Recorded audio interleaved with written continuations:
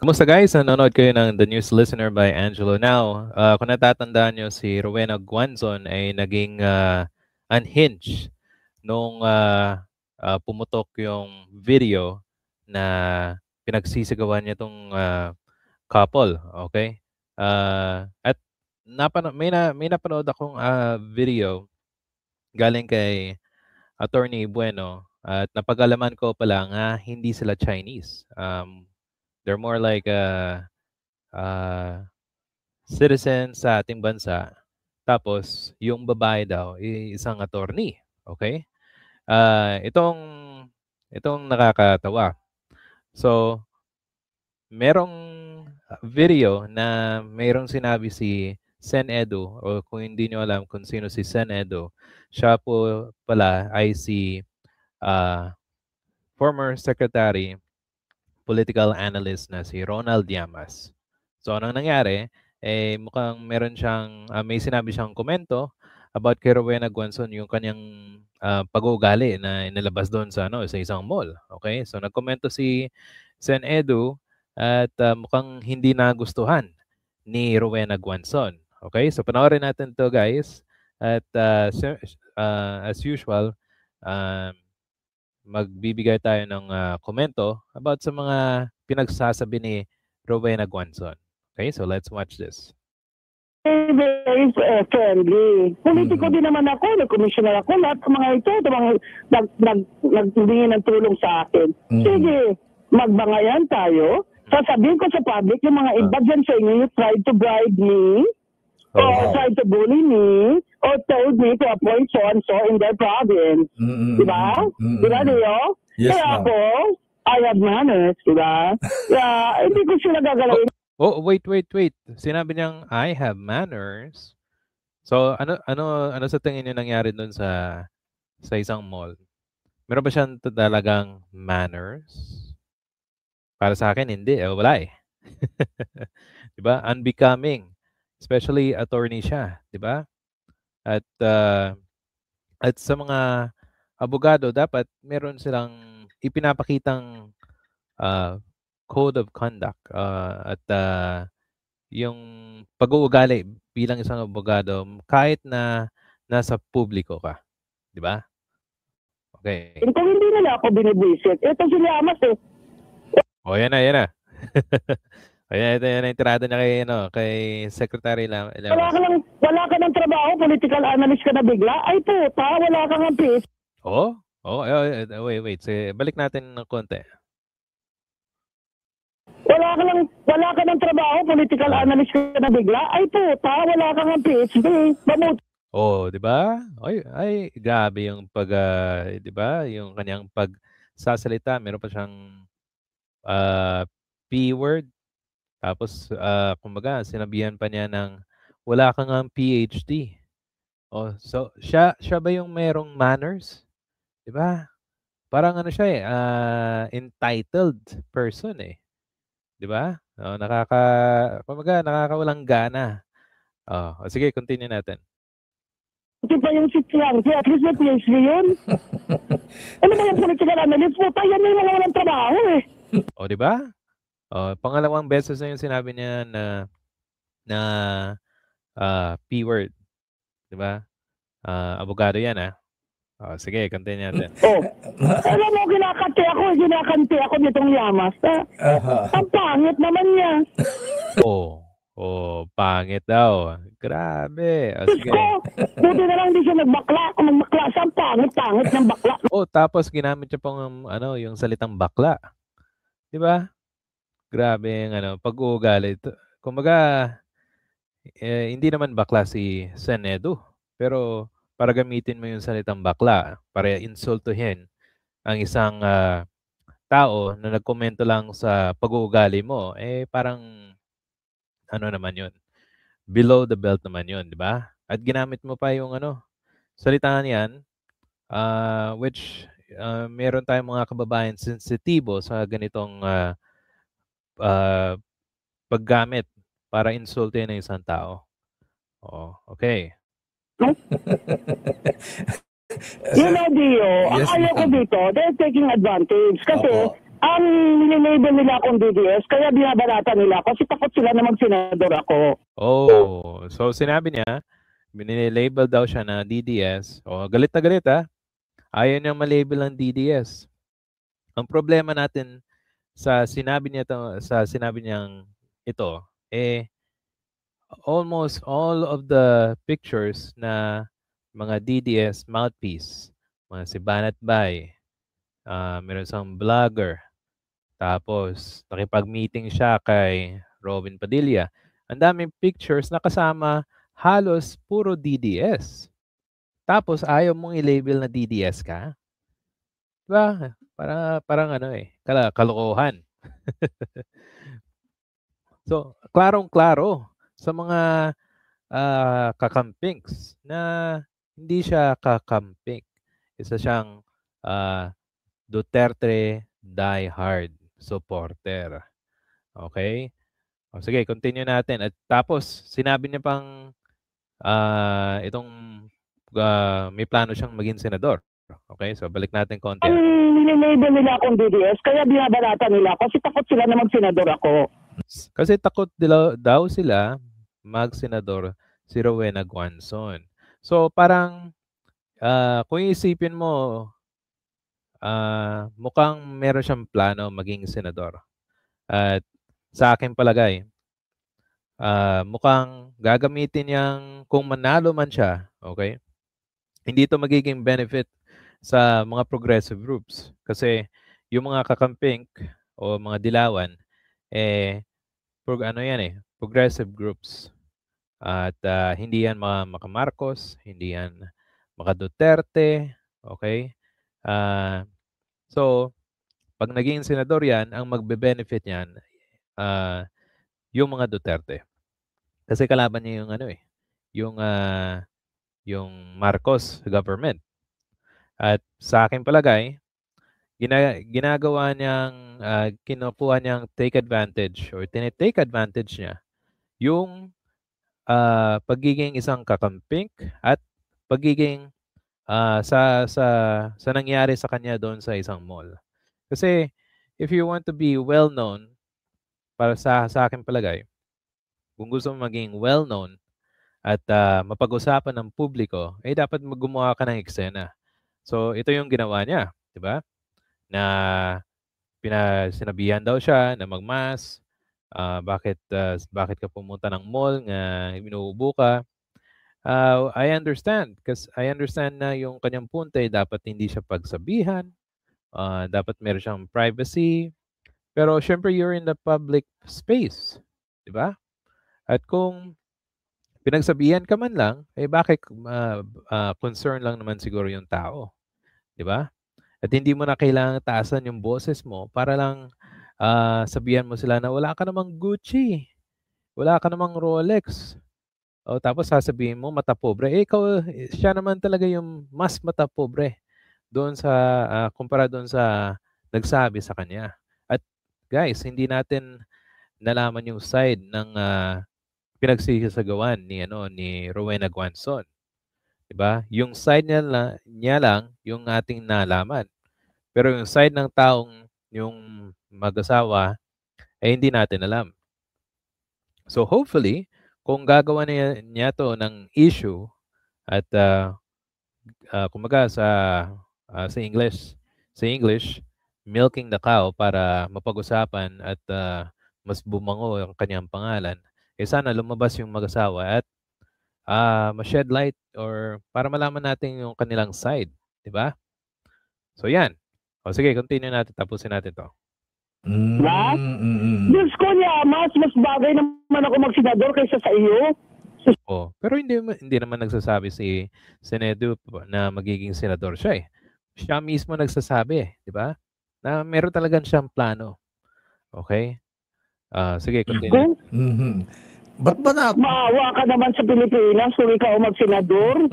Sige, doon ka sa lineup ni Rizzo Antaveros, pareho kayo mga komunista dyan. Kasalanan ko ba akong pinanganak? Neregtag nang nereregtag. Imagine niyo, isang abogado, tapos yung mga pinanig niya mga reg taggers. O, di ba? Grabeng tao. O sige, continue natin.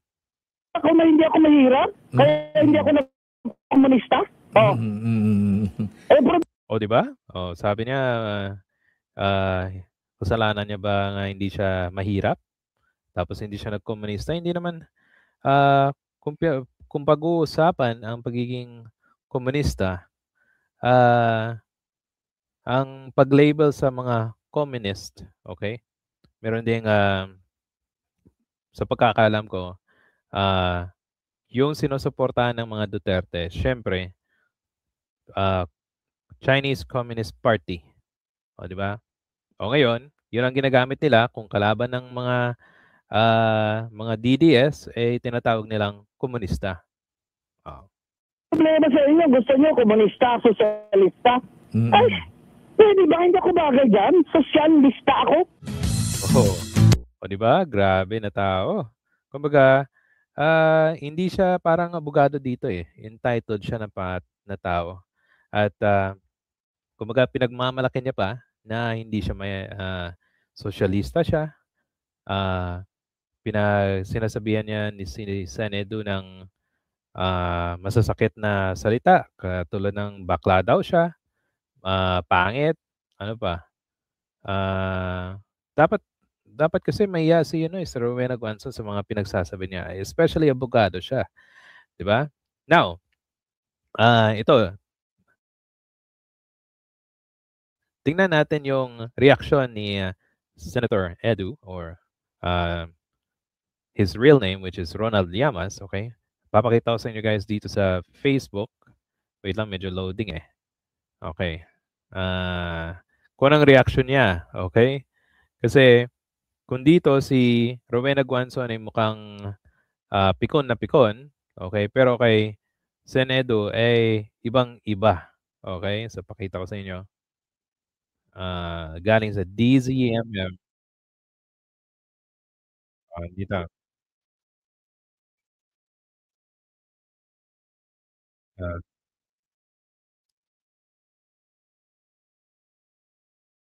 ah, ah.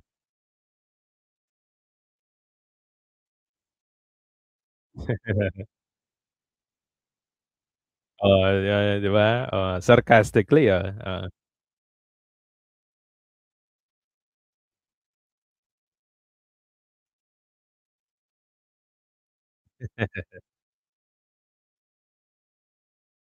Oh, wait.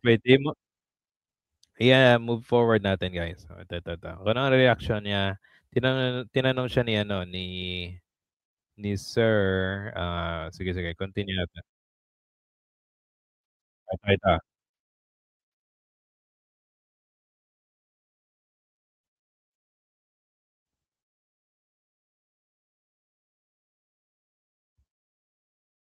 Hmm.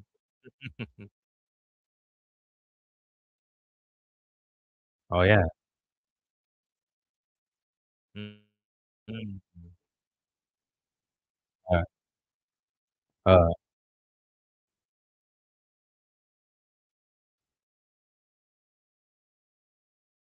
Hmm.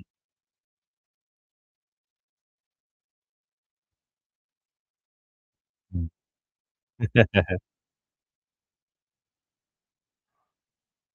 Mhm. Oh, yun.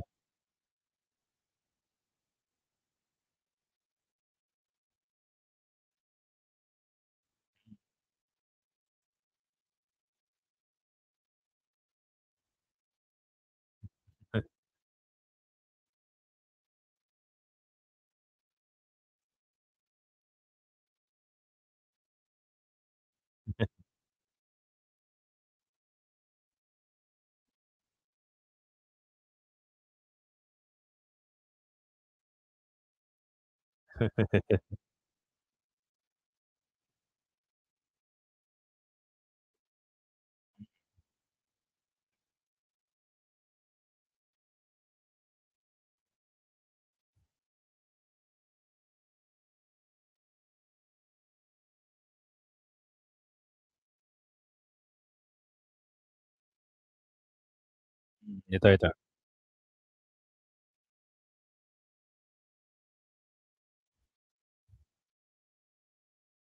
O 'di ba tama naman kasi ang virus at, kung anumang sakit ang bilis kumalat ngayon especially after ng pandemic, 'di ba? May point din, eh. Especially yung DOH nagsabi. Hmm,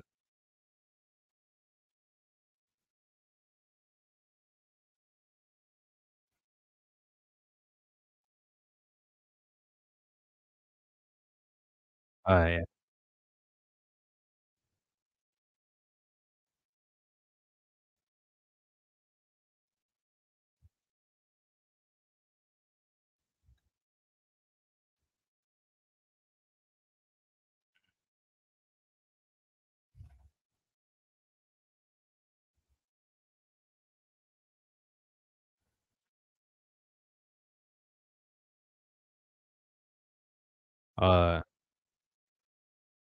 Ah, yun, yun.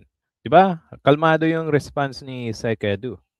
Tapos, inexplain niya pa, tawa siya ng tawa kasi, parang ano lang, eh, parang okey lang, parang, okey lang na banatan yang mga gano'n kasi hindi naman siya pikon katulad ni Rowena Guanzon.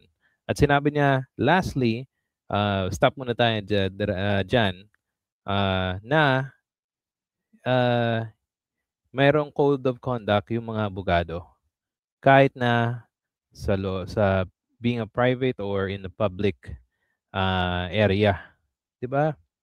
At common sense kumbaga, logic na lang.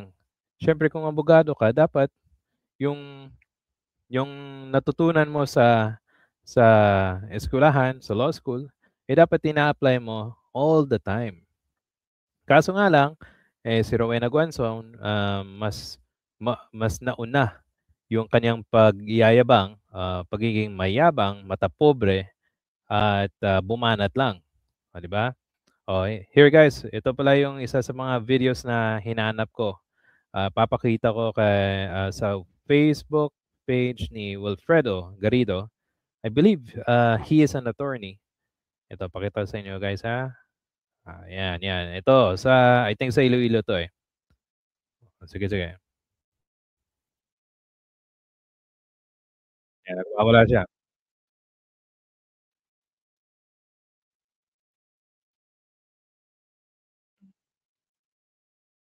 May stick pa nga dala.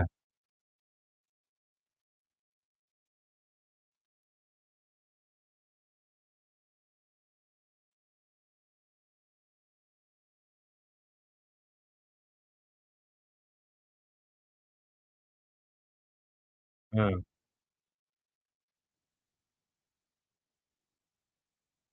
Parang fun run 'to tapos ano, ginamit niya pa yung stick at, pinush niya pa yung tao, 'di ba? Sabi ng nagvi-video, sobra ka na sobra-sobra naman. Oo.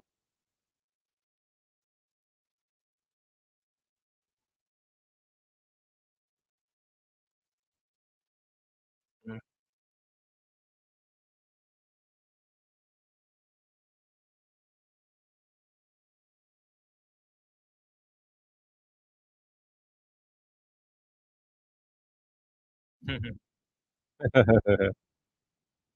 Grabe 'no? Kumbaga, yung kanyang ugali ay, isipin na lang natin na nasa kanyang balat na, 'di ba? Kahit saan siya pumunta at in-explain ko last time, yung post ni, Attorney Jesus Falsis na merong mga instances sa NAIA na sumabog din siya, 'di ba? At mukhang siya pa yung gumagawa ng eksena instead na, ah, yung opposite side, okey? So yan guys, ano sa tingin niyo? Kung meron po kayong mga comment or suggestion, paki-comment po sa ating comment section. If nagustuhan niyo po ito, please hit the like and subscribe button. Salamat po sa panonood and I'll see you sa susunod na video.